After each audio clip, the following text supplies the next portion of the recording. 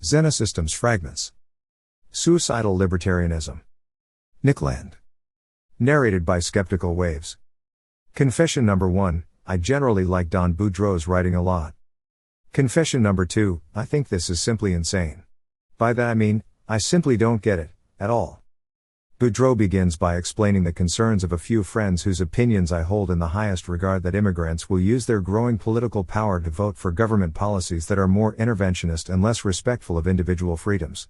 Hard to imagine, I know. Especially if one ignores insignificant examples such as, the state of fricking California. It then gets weirder.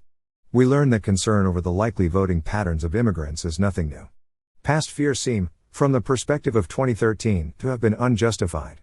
I'm about to poison my nervous system with my own sarcasm at this point, so instead I'll simply ask, as politely as possible, what would count as evidence of America moving in a direction that was more interventionist and less respectful of individual freedoms?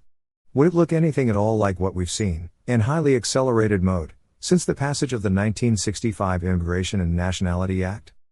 Then comes the overt celebration of libertarian suicidalism. But let's assume for the moment that today's immigrants, those immigrants recently arrived and those who would arrive under a more liberalized immigration regime, are indeed as likely as my concerned friends fear to vote overwhelmingly to move American economic policy in a much more dirigist direction. Such a move would, I emphatically and unconditionally agree, be very bad. Very bad. Indeed. I still support open immigration. I cannot bring myself to abandon support of my foundational principles just because following those principles might prove fatal. The thing is, they did prove fatal. That's why the neo-reaction exists.